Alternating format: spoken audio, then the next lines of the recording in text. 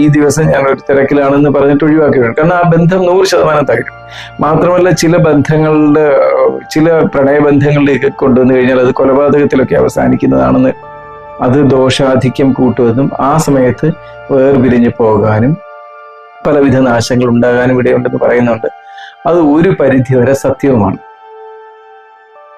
സാമൂഹികമായ ബോധം പരമ്പരാഗതമായി നിലനിർത്തിയെന്ന കുറെ നന്മകൾ ഇതൊക്കെ അറിയാതെ വന്നിരിക്കുന്നത് വിവാഹ ജീവിതത്തിനെ തകർക്കുന്നുണ്ട്.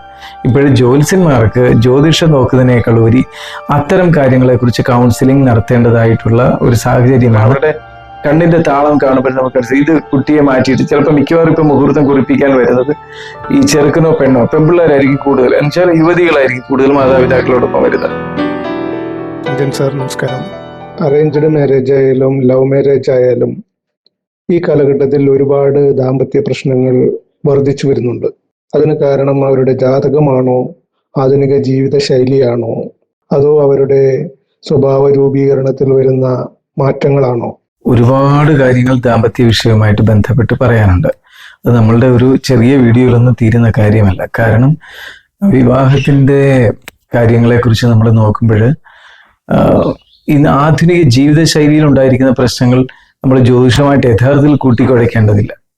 കാരണം അടിസ്ഥാനപരമായിട്ട് ഒരു ദേശത്തിന്റെ സംസ്കാരം, പൂർവിക സംസ്കാരം, നിലനിന്നിരുന്ന കുറേ മാമൂലുകൾ, അത് ഗുണകരമായ വശങ്ങൾ, ഇങ്ങനെയുള്ളതെല്ലാം വിട്ടിട്ട് ജീവിക്കുന്ന ഒരു പുതിയ സമൂഹമാണ് ഇപ്പോഴും ഉള്ളത്. അപ്പോൾ അതിലേക്ക് വന്നിരിക്കുന്നത് 70കളിലെയും 80കളിലെയും സ്ത്രീ പുരുഷന്മാര് ജനിച്ചവര് ഇപ്പോഴും മാതാപിതാക്കളായി വന്നിരിക്കുന്ന കാലത്ത് അവർക്ക് ഇവിടുത്തെ നാട്ടറിവുകളെ കുറിച്ചും ഒന്നും വലിയ വിജ്ഞാനങ്ങളില്ലാത്ത, എന്ന് വെച്ചാൽ ഒരു 70കൾ 80കൾ മാത്രമല്ല അതിനു മുമ്പ് തന്നെയും വന്നിരിക്കുന്നവരെല്ലാം സമ്പൂർണ്ണമായിട്ട് അങ്ങനെ ആയിരിക്കുന്നതിനാൽ അവർക്കുണ്ടായിരിക്കുന്ന മക്കളും ഒക്കെയും ഇപ്പൊ കുഴപ്പത്തിലേക്ക് വന്നുകൊണ്ടിരിക്കുക. അപ്പോൾ സാമൂഹികമായ ബോധം പരമ്പരാഗതമായി നിലനിർത്തിയെന്ന കുറെ നന്മകൾ ഇതൊക്കെ അറിയാതെ വന്നിരിക്കുന്നത് വിവാഹ ജീവിതത്തിനെ തകർക്കുന്നുണ്ട്. ഇപ്പോഴും ജ്യോത്സ്യന്മാർക്ക് ജ്യോതിഷം നോക്കുന്നതിനേക്കാൾ ഉപരി അത്തരം കാര്യങ്ങളെക്കുറിച്ച് കൗൺസിലിംഗ് നടത്തേണ്ടതായിട്ടുള്ള ഒരു സാഹചര്യമാണ് വന്നിട്ടുള്ളത്. എന്നാൽ ജ്യോതിഷം വെച്ച് നോക്കുമ്പോൾ ഗ്രഹനില അനുസരിച്ച് വളരെ സൂക്ഷ്മമായിട്ട് നോക്കുമ്പോൾ നമ്മൾ ഇപ്പം 12, 2, 4, 7, 8 രാശികളിൽ പാപഗ്രഹങ്ങളുടെ സാന്നിധ്യമുണ്ടോ, പരസ്പരം അവ തമ്മിൽ പോകുമോ എന്നുള്ള പാപസാമ്യം എല്ലാം നോക്കിയിട്ടാണ് നമ്മൾ നോക്കുന്നത്. പിന്നെ മധ്യമരജ്ജുദോഷം, പിന്നെ ഷഷ്ടാഷ്ടമ ദോഷം, അതുപോലെ തന്നെ വേദദോഷം, ഇവയൊക്കെ കൂടെ നോക്കിയിട്ടാണ് നമ്മൾ ജ്യോതിഷത്തിലൂടെ ഗ്രഹനില തമ്മിൽ ചേരുമോ എന്നുള്ളത് പറയുന്നത്. ഇതുകൂടാതെ പുരുഷന്മാർക്ക് ഏതെല്ലാം ഘട്ടത്തിൽ വിവാഹദോഷം വരാൻ സാധ്യതയുണ്ടെന്നുള്ളൊരു കാര്യമുണ്ട്. വിവാഹ പൊരുത്തമൊക്കെ നോക്കി അത് നടക്കുമോ ഇല്ലയോ എന്നുള്ളത് നോക്കി പോകുമ്പോൾ പോലും ചില ദശാകാലങ്ങൾ വളരെ പ്രശ്നമായിട്ട് വരും. തമിഴ്നാട്ടിലും മറ്റുള്ള ദേശങ്ങളിലും ഒരു പ്രത്യേക കാര്യം വളരെ ശ്രദ്ധിക്കാറുണ്ട്. വിവാഹ പൊരുത്തം നോക്കുമ്പോൾ സ്ത്രീ പുരുഷന്മാരുടെ ഗ്രഹനില അനുസരിച്ച് നമ്മൾ വിവാഹ പൊരുത്തമൊക്കെ നോക്കി വരുമ്പോൾ ഏതെങ്കിലും ഘട്ടത്തിൽ ഇവരുടെ ദശാകാലം ഒന്നായി തീരാൻ സാധ്യതയുണ്ടോ? ഇപ്പൊ സ്ത്രീക്ക് ശനിദശ വരുന്ന സമയത്ത് പുരുഷനും ശനിദശ വരാറുണ്ടോ? അല്ലെങ്കിൽ സ്ത്രീയുടെയോ പുരുഷന്റെയോ ശനിദശാകാലം 19 വർഷത്തെ നടന്നു പോകുന്ന സമയത്ത് അതിൽ ഏതെങ്കിലും ഘട്ടത്തിൽ വെച്ച് രണ്ടുപേർക്കും ഒരേ സമയം ശനിദശ, ഇപ്പൊ സ്ത്രീയുടെ 19 വർഷത്തെ ശനിദശയിൽ അപ്പൊ അവളുടെ 25 വർഷം വയസ്സ് മുതൽ അങ്ങോട്ട് ശനിദശയാണെന്ന് ആരംഭിക്കുക. 19 വർഷം അവളുടെ ഒരു 10 വർഷം കഴിയുന്ന സമയത്ത് പുരുഷന് ശനിദശ വന്ന് തുടങ്ങിയാൽ അവളുടെ 10 വർഷം കഴിഞ്ഞ് ബാക്കി 9 വർഷം നിലകൊള്ളുന്ന സമയത്ത് പുരുഷന്റെ അല്ലെങ്കിൽ അങ്ങനെ പരസ്പരം ശനിദശ ഒന്നിച്ചു വരും. അങ്ങനെ ഏതെങ്കിലും തരത്തിൽ ഏതെങ്കിലും ഒരു അംശത്തിലെങ്കിലും ഒരു വളരെ കുറഞ്ഞ സമയമെങ്കിലും ഒരേ ദശകൾ ഒരുമിച്ച് വരാൻ സാധ്യതയുണ്ടോ? രണ്ടുപേർക്കും ഒരു ദശ തന്നെ ഒരുപോലെ വരാൻ സാധ്യതയുണ്ടോ എന്ന് നോക്കിയിട്ട് അങ്ങനെ വരാൻ സാധ്യതയുണ്ടെങ്കിൽ വിവാഹം നടത്താതിരിക്കുന്ന ഒരു സമ്പ്രദായം കേരളത്തിന് പുറത്തും ചില പ്രത്യേക പ്രദേശങ്ങളിൽ കേരളത്തിൽ തന്നെയും ശ്രദ്ധിക്കുന്നുണ്ട്. പൊതുവെ കേരളത്തിൽ അത് ശ്രദ്ധിക്കുന്നതായിട്ട് കാണുന്നില്ല. അങ്ങനെ വന്നാൽ ഒഴിവാക്കുന്ന ഒരു സമ്പ്രദായം കാണിക്കുന്നുണ്ട് മറ്റുള്ള ദേശങ്ങളിൽ. അത് ദോഷാധിക്യം കൂട്ടുവെന്നും ആ സമയത്ത് വേർപിരിഞ്ഞു പോകാനും പലവിധ നാശങ്ങൾ ഉണ്ടാകാനും ഇടയുണ്ടെന്ന് പറയുന്നുണ്ട്. അത് ഒരു പരിധിവരെ സത്യവുമാണ്. അത് ഒരു പരിധിവരെ കാണുന്നുണ്ട്. അപ്പോൾ അങ്ങനെയുള്ള ദോഷങ്ങളെയൊക്കെ അതിജീവിച്ച് പോകാൻ നോക്കേണ്ടതുണ്ട്. പിന്നെ വേറൊരു കാര്യമുള്ളത്, ഏതൊക്കെ സമയത്താണ് ഇപ്പൊ പോളിഗമി, മോണോഗമി എന്നീ ആളുകളുണ്ട്. ഒരു പങ്കാളിയിൽ മാത്രം ഒതുങ്ങുന്നവര്, ഒന്നിലധികം പങ്കാളിയിലേക്ക് എത്രമാത്രം സന്തോഷത്തോടെ ജീവിച്ചാലും ഒരു പങ്കാളിയിൽ മാത്രം ഒതുങ്ങാൻ കഴിയാത്തവര്, ഇങ്ങനെയുള്ളവരുണ്ട്. പിന്നെ ബൈസെക്ഷൽ ടെൻഡൻസി ഉള്ളവരുണ്ട്, ഉഭയലിംഗികൾ എന്നൊക്കെ പറയാം. അപ്പം ലൈംഗിക വാസനകൾ അങ്ങനെയുള്ളവരൊക്കെ ഉണ്ട്. അപ്പൊ ഇതെല്ലാം നമ്മൾ നോക്കിയിട്ട് വേണം ഇതെല്ലാം ഗ്രഹനില ഒറ്റയടിക്ക് നമ്മൾ നോക്കുമ്പോഴേ കാണാൻ അറിയും അതിനെന്തൊക്കെയാണ്. അതിന്റെ ഉള്ളുകളിലേക്ക് നമ്മൾ പോകണം. അതിനനുസരിച്ച് എന്ന് വെച്ചാൽ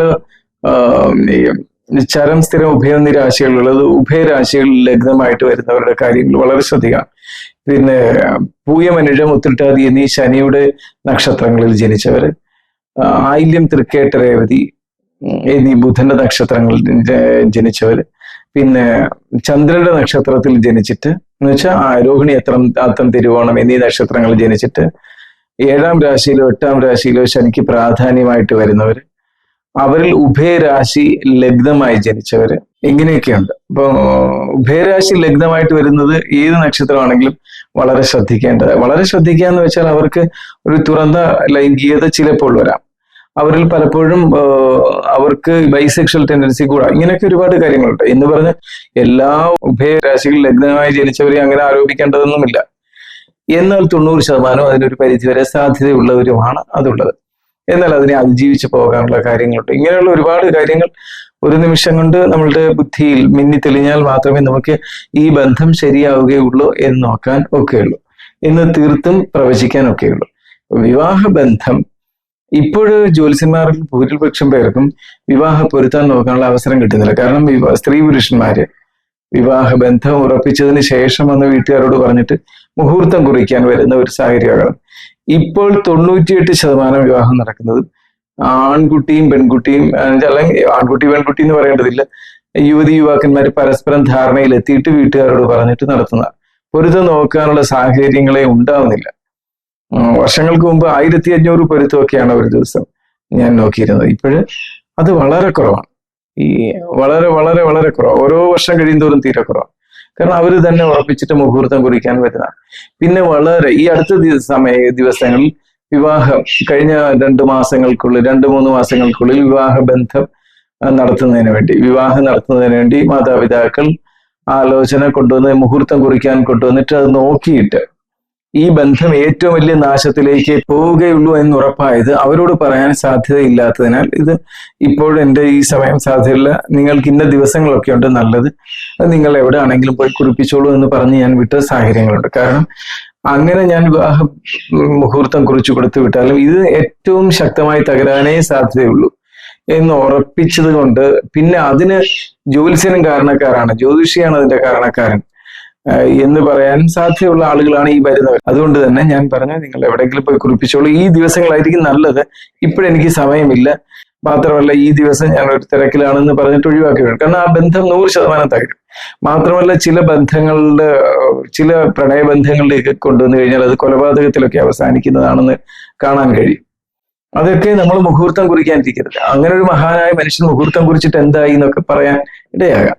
നമ്മളിങ്ങനെ അതൊരു 100% ഒരു എന്താ പറയുക വ്യാപാര രീതിയിലേക്ക് കൊണ്ടുപോകാതിരിക്കുന്നിടത്തോളം, അത്രയ്ക്ക് അത്യാവശ്യക്കാർ മാത്രം വരുന്നിടത്ത് പിന്നെ നമ്മൾ അത്രമാത്രം സെലക്റ്റീവായി കാര്യങ്ങൾ ചെയ്യുന്ന ഒരു സ്ഥിതിയിൽ കൊണ്ടുപോകുന്ന സമയത്ത് നമ്മൾ അങ്ങനെയൊക്കെ എടുത്തിട്ട് പിന്നൊരു പുലിവാല് പിടിക്കുന്നത് കാര്യമല്ല. മാത്രമല്ല അയാളാണ് കുറിച്ച് എന്തായി എന്ന് ഇപ്പോൾ നിങ്ങൾ അറിയുന്ന അല്ലെങ്കിൽ സോഷ്യൽ മീഡിയയിലൂടെ കണ്ടുകൊണ്ടിരിക്കുന്ന ഇയാളായിരുന്നു ആ മുഹൂർത്തം കുറിച്ച് എന്നൊക്കെ പറയാനിടയൊക്കെ. അതുകൊണ്ട് തന്നെ അങ്ങനെയുള്ളവരുടെ ആരുടെയും മുഹൂർത്തം കുറിക്കാൻ പോലും ഞാൻ ഇരിക്കുന്നില്ല. പക്ഷെ അത് പറഞ്ഞാൽ അവർക്ക് ബോധ്യപ്പെടണമെന്നില്ല. കാരണം മാതാപിതാക്കൾക്ക് കുട്ടികളുടെ അത്രയും പോലും ബോധം കാണണമെന്നില്ല. ആധുനിക വിദ്യാഭ്യാസവും വിദേശ ജോലികളോ അല്ലെ ഇവിടെ തന്നെയോ സർക്കാർ ജോലിയോ മറ്റുള്ളതൊക്കെ ആയിട്ടിരിക്കുന്നവർക്ക് ഒരുപക്ഷെ സ്വയം തൊഴിൽ ചെയ്ത് ജീവിക്കുന്ന ഒരാളിനോട് പറയുന്ന കാര്യങ്ങൾ പോലും മനസ്സിലാവണമെന്നില്ല.